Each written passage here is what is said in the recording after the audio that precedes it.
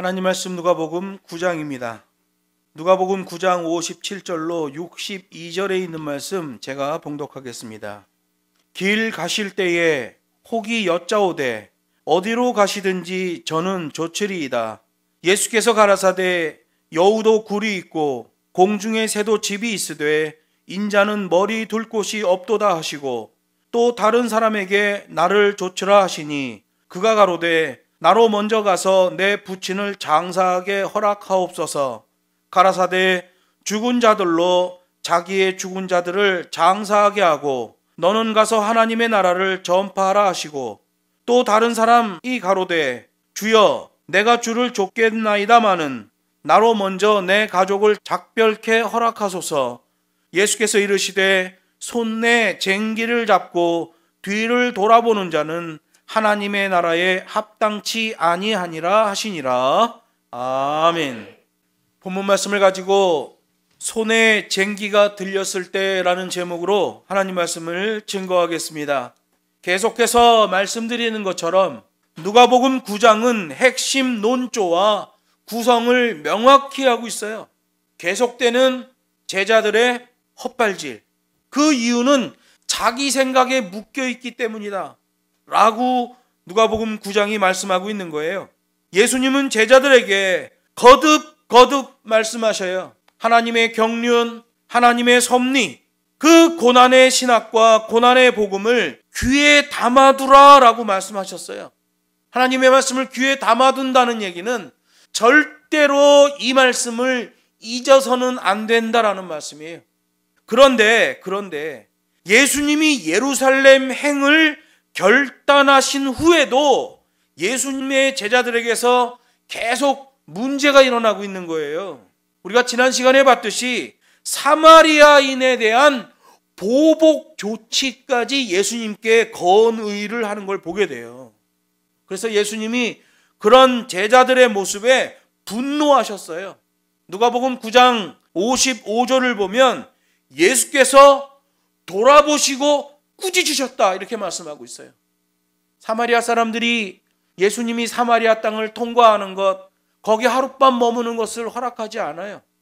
그래서 예수님이 즉시 발길을 돌려 다른 마을로 향하시려고 하는데 제자들이 주님 그러면 사마리아에 불을 내려 멸하라고 하는 게 어떻겠습니까? 그랬더니 발걸음을 돌리셨던 예수님이 뒤에 있는 제자들을 향해서 얼굴을 보고 눈을 그들에게 맞추며 분노하셨다는 거예요. 이미 사마리아를 안 들어가기로 결정하시고 몸을 돌리셨는데 제자들이 그런 보복 조치에 대한 말을 하니까 예수님이 고개를 확 돌리시면서 제자들을 노려보시고 분노하셨다는 거예요. 예수님의 제자들은 모두 자기 생각, 자기 기준에 붙잡혀 헛발질을 해댄 거예요. 이걸 감성주의라고 하는 거예요. 사람이 이모션, 감성을 느끼는 건 좋아요. 그런데 그 감성이 주가 되면 안 된단 말이에요. 그걸 감성주의라고 해요. 감성주의는 제 맘대로 하기 때문에 겉으로 보기에는 유연한 것 같지만 실상은 매우 경직돼 있어요. 좋은 말로 해서 자유로운 영혼이라고 그래. 자기 마음대로 해. 편안해. 감성주의가 유연성이 있는 것 같아요. 그러나 하나님의 말씀으로 보면 그 인생은 경직되어 있는 인생이에요. 영적인 암이 걸려 있는 거예요. 병원에 가면 암세포에다가 칼을 대고 거기다가 레이저를 대고 거기다가 약물 치료를 하고 이러니까 암세포가 병든 세포 같죠? 암세포는 병든 세포가 아니에요. 암세포는 모든 세포들 중에 가장 건강한 세포예요. 활성세포라고 그래요. 그래서 우리 몸에 암이 생기면 모든 세포보다 제일 활성화된 세포가 암세포예요. 그래서 모든 영양가를 빨아들이고 모든 걸 자기 욕심으로 막 채워버리기 때문에 암세포 이외의 세포들이 위험해지는 거예요. 그러나 암세포 자체는 활성세포예요. 좋은 얘기로 하면 가장 건강한 세포예요. 근데 문제가 생기는 거예요. 여러분, 감성주의는요, 제일 자유로운 것 같아요. 제일 유연한 것 같아요. 부러워요. 자기 원하는 시간에 자기가 할 수 있는 거 막 하는 사람이니까. 활성세포예요. 가장 부럽고 가장 유연한 세포 같지만 암이라니까요. 감성주의가 그거예요. 겉으로 볼 때는 상당히 멋있죠. 개성 있고. 하나님이 보실 때는 영적 암이에요. 감성주의는 그런 겁니다. 오늘 본문 57절에 보면 호언장담의 허영심은 백해무익이다라고 말씀하고 있어요. 누군가가 예수님께 나왔어요. 이제부터 저는 주님을 따르겠습니다. 주님이 어딜 가시든지 저는 그렇게 할 겁니다. 라고 말했다는 거예요. 오늘 성경 누가복음에서는 그 사람을 불특정 인물로 기록하고 있어요. 혹이 여짜오되 불특정 인물이잖아요. 그런데 마태복음 8장 19절을 보면 이 사람은 한 서기관이었어요. 서기관은 성전에서 일하는 사람이에요. 하나님의 성경을 필사하는 사람들이에요. 아주 정결한 의식을 치르는 사람들이에요. 성경을 기록하다가 하나님의 이름이 나타나면 전부 나가서 목욕하고 들어와요. 혹여 내 몸에 있는 작은 때라도 하나가 하나님의 말씀을 기록할 때 불결할까 봐 가서 목욕하고 들어와요. 하나님의 이름만 나오면. 그리고 목욕 재개하고 와서 다시 앉아 하나님의 말씀을 받아 적는 거예요. 앞에 주임 서기관이 하나님의 말씀 토라를 읽어요. 그러면 읽어주는 대로 받아 적는 거예요. 줄과 행, 글자 수가 일치해야 돼요. 자, 이번 행에는 27글자를 쓸 것입니다. 읽어줘. 그러면 히브리어는 오른쪽에서 왼쪽으로 써가잖아요. 한 줄을 써. 글자 수가 몇 자인가요? 다시 읽어보고 글자 수가 맞는지 행이 맞는지를 다 확인한 다음에 그 다음에 다음 행으로 또 넘어가는 거예요. 여러분, 서기관들이 이 정도의 사람들이었어요. 유대 사회에서 상위 1% 안에 드는 사람들이에요. 유대 사회에서 상위 1%에 드는 사람이 예수님을 따르겠다고 하니 얼마나 놀라운 일이에요. 이제 예수님이 랍비로서, 선생님으로서 유대 사회에서 좀 쫙 올라갈 수 있는 거 아니겠어요? 지금은 무시당하고 있잖아요. 그런데 유대 사회 상위 1%에 해당하는 그런 신분을 가진 서기관이 예수님의 제자가 탁 되면 예수님도 완전히 사회적 언어로 신분이 상승되는 거예요. 얼마나 놀라운 일이고 세상적으로도 볼 때 얼마나 이득이에요. 학벌, 재력, 권력을 가진 자가 내 제자로 들어왔단 말이에요. 요즘 한참 문제가 되고 있는 JMS 정명석, 그 사람의 초창기 전략이 뭐예요? 유명 대학에 있는 대학생들을 포섭하라죠. 그들이 사회 각계각층에 들어가서 유명인이 되면 정명석은 놀고 먹어도 돼요. 그 전략이었죠. 오늘 여기 57절에 그런 전략 쓰면 대박이 나는 상황이 지금 예수님 앞에 나온 거예요. 심지어 이 서기관은 주님이 어디로 가시든지 저는 주님을 반드시 따라갈 것입니다 라고 했어요. 이 말은 나 이제 예수님을 믿는 사람이 되겠습니다, 이 정도 수준이 아니라 예수님과 동고동락하는 12 제자들처럼 자기도 예수님을 따라가겠다는 말이에요. 그런데 유대 사회의 상위 1%에 해당하는 이 서기관이 왜 이런 말을 하냐 말이에요. 자기의 입신양명, 자기가 유명해지려고 하는 것 때문에 차를 갈아타려는 거죠. 예수님을 보고는 서기관의 마음이 격동했죠. 와, 저분 대단하구나. 외부 정보가 마음과 생각으로 들어온 게 아니라 이모션으로 들어와 버렸어요. 지난주에 말씀드렸잖아요. 외부 정보는 내 감정을 통해서 들어오면 안 되고 마음과 생각을 통해 들어와야 마인드의 변화가 일어난단 말이에요. 이 서기관은 마음과 생각으로 외부 정보를 받은 게 아니라 이모션으로 받았어요. 감성으로 받았습니다. 예수님이 하는 일, 예수님이 했던 일에 대한 걸 듣고 마음이 격동했죠. 그러니까 이런 엄청난 고백을 예수님께 하는 거예요. 여러분, 그래서 제가 말하잖아요. 이단에서 나온 사람 조심해야 된다. 이단에 들어가는 사람들의 특징이 뭐예요? 자기의 열등의식을 극복하려고 기존 교회에서 인정받지 못하니까 이단에 가서 인정받으려고 이단에 들어가는 사람 많아요. 그런데 잘못된 걸 택하지요. 나중에 몇 년 지나서 그걸 알아요. 이제 티 나옵니다. 티 나와서 뭐예요? 다시 나는 교회로 돌아온 사람입니다. 뭐 탕자입니다. 이러고 간증하고 돌아다녀요. 왜 그래요? 그는 여전히 자기의 열등의식을 극복하려고, 그걸 교묘하게 벗어나려고 자기 이익을 따라가는 자들이에요. 이번에 JMS를 고발하고 있는 JMS에서의 목사 안수를 받은 그 사람을 보세요. 나는 그 사람이 나와서 JMS에 대한 폭로를 하는데 하나도 의롭지 않더라고. 그 사람 보니까 또 다른 자기 이익을 위해 차를 갈아타고 있는 사람이에요. 이단에서 나온 사람 조심해야 됩니다. 그런 사람들이 혹여 있다면, 정말 복음의 사람이 되고 싶다면 죽을 때까지 함구하고 살아야 돼요. 자기의 행위를 참회하며 살아야 돼요. 그런 사람들이 입을 열면 안 됩니다. 조심해야 됩니다. 어떤 악한 집단에 있다가 교회 안으로 들어와서 뭐 선한 사람 행세하고 다 거짓말쟁이들입니다. 로마 교회도 3세기 때 그런 사람이 있었죠. 어거스틴. 만이교, 신비주의, 괴악한 신비주의예요. 거기는. 근데 교회가 타락하니까 그 괴악한 신비주의 만이교에서 교회 안으로 들어온 거예요. 뭐 신의 도성, 회개, 이런 엄청난 책을 썼어요. 그 사람이 상위 1% 사람이에요. 어거스틴이 로마 사회에서. 로마 교회가 아주 환영을 했죠. 세상에 이렇게 높고 위대한 사람, 유명한 사람이 교회 안으로 들어오다니. 근데 여러분, 로마 교회가 그 사람이 들어온 다음부터 타락이 시작돼요. 유럽 교회 전체가 타락하기 시작해요. 1000년 동안 타락합니다. 그리고 종교개혁이 일어나잖아요. 여러분, 이단에 있다가 교회 단체 안으로 들어온 사람 조심해야 됩니다. 그가 스스로 하나님과의 관계에서 그리스도인으로 살아가는 건 저는 관계하지 않아요. 그러나 그가 어떤 입을 벌린다 그러면 저는 가만두지 않습니다. 참회하고 살아야 돼요. 또 연예인 행세하다가 나이 들어서 간증하러 돌아다니는 사람들 조심해야 됩니다. 퇴물 연예인들이 돈을 벌러 돌아다니요. 요새는 김수미도 간증하고 돌아다니더라고요. 나는 목사로서 정말 최악의 연예인이 조혜련이라고 생각해요.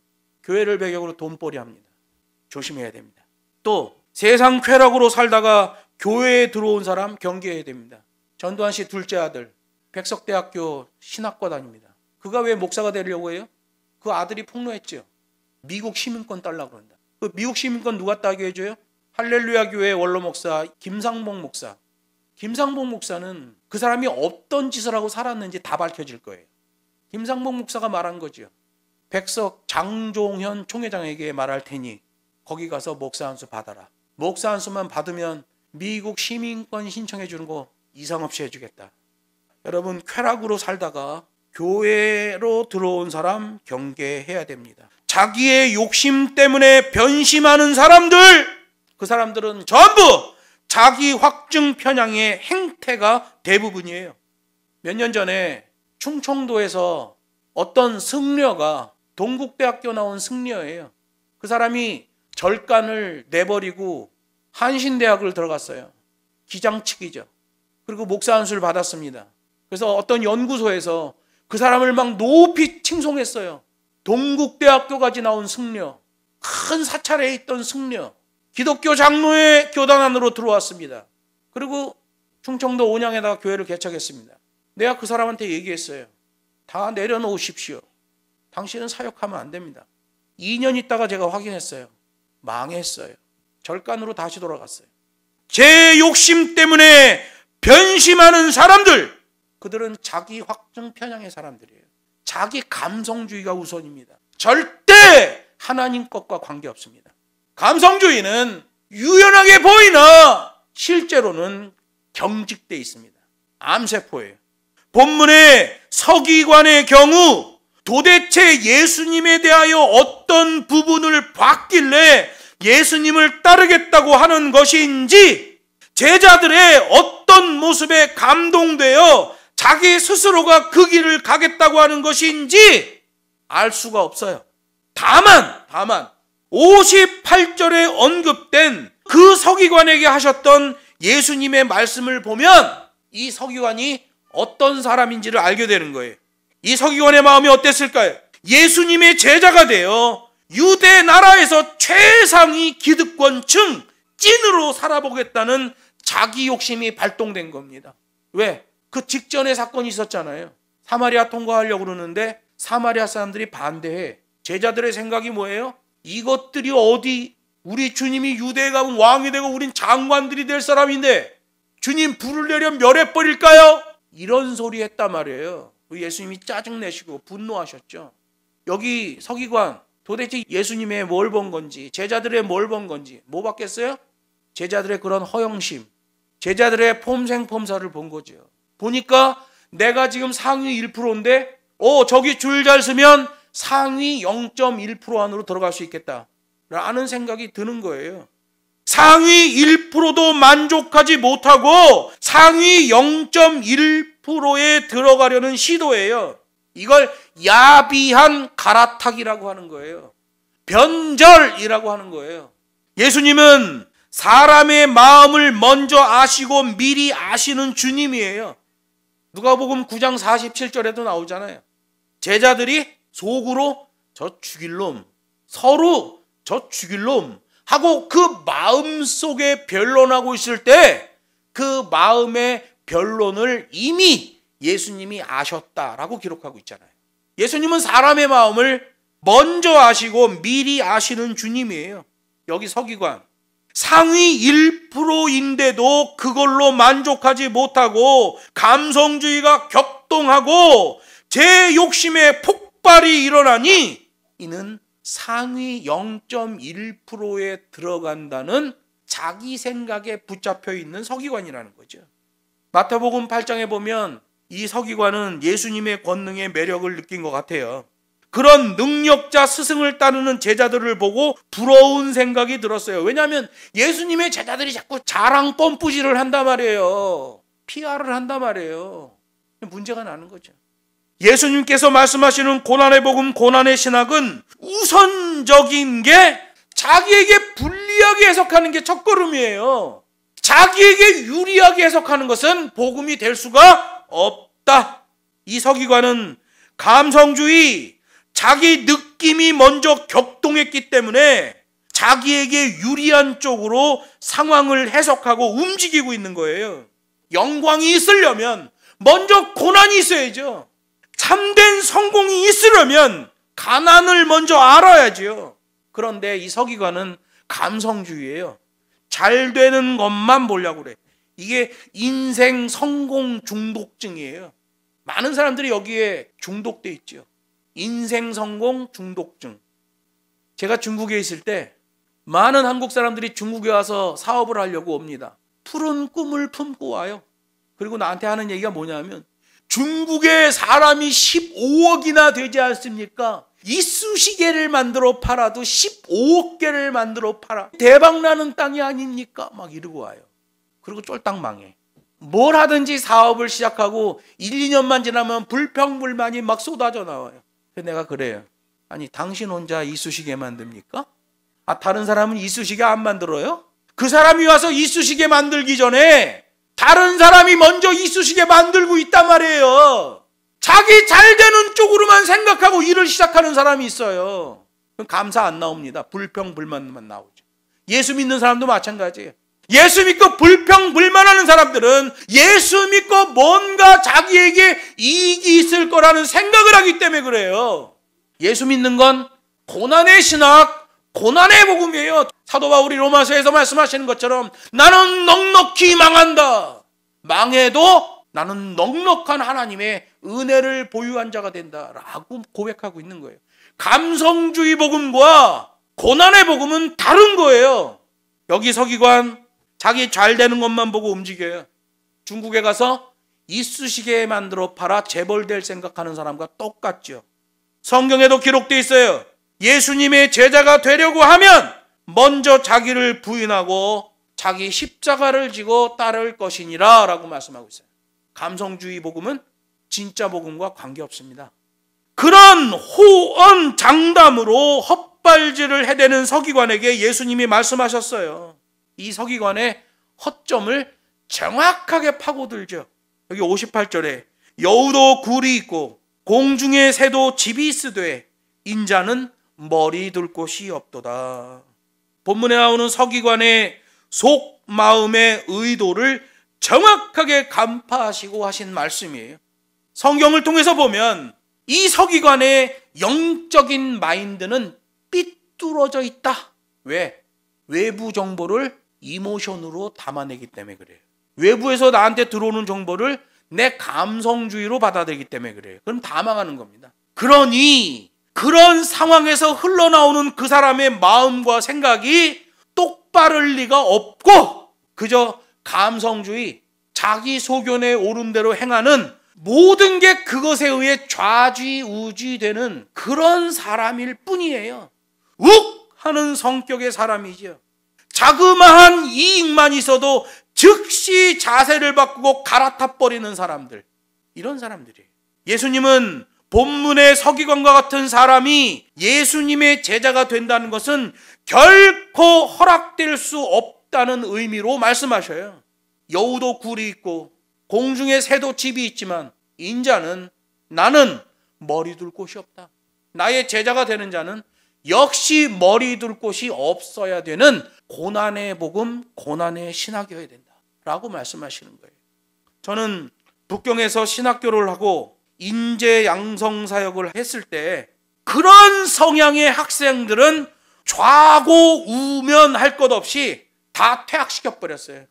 그래서 매년 입학생의 30% 정도 되는 학생들이 다 퇴학당했습니다.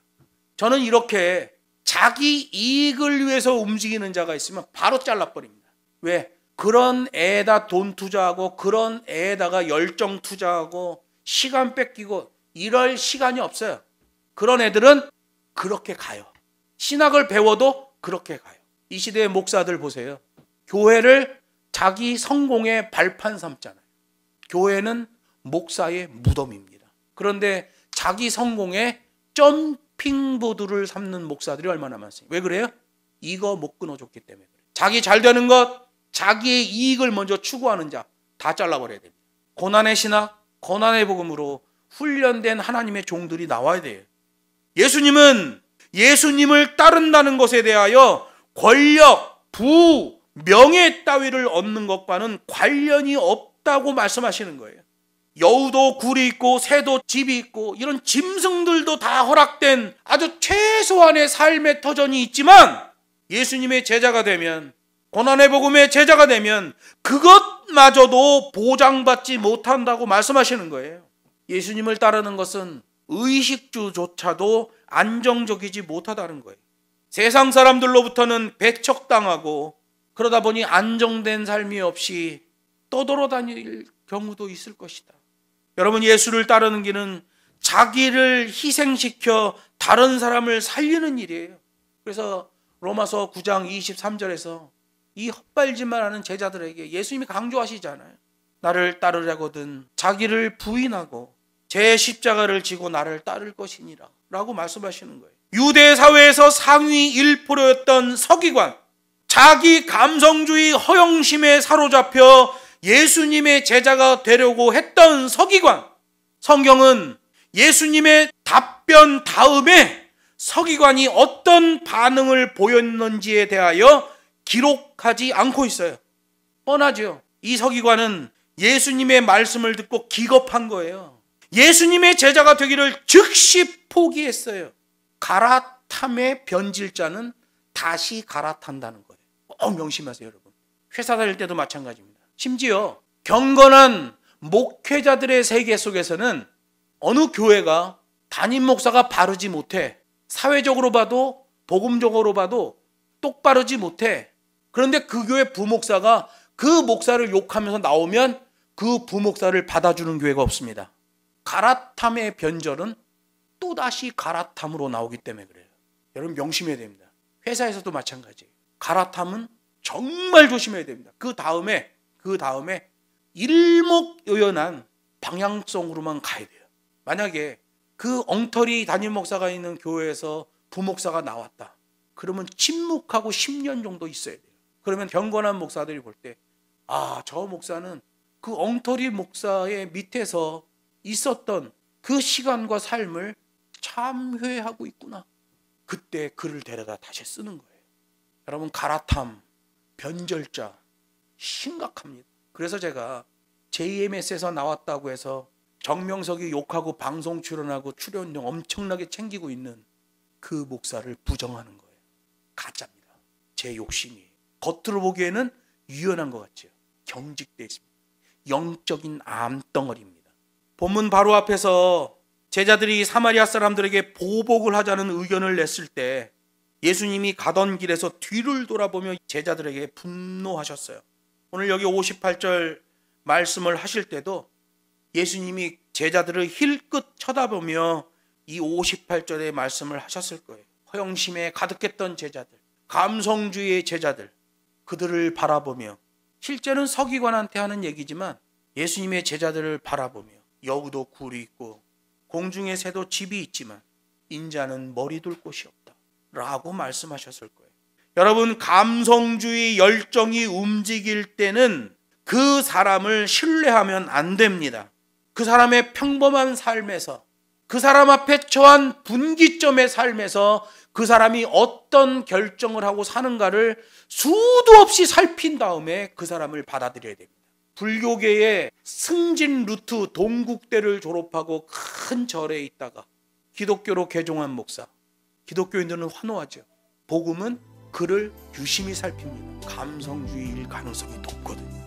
결국 몇 년 만에 다 때려치고 다시 절간으로 들어갔습니다. 그럼 그가 뭘 추구한 거예요? 자기의 이익을 추구했던 거죠. 나머지 말씀은 다음 시간에 계속 이어서 증거하도록 하겠습니다. 잠시 기도하겠습니다.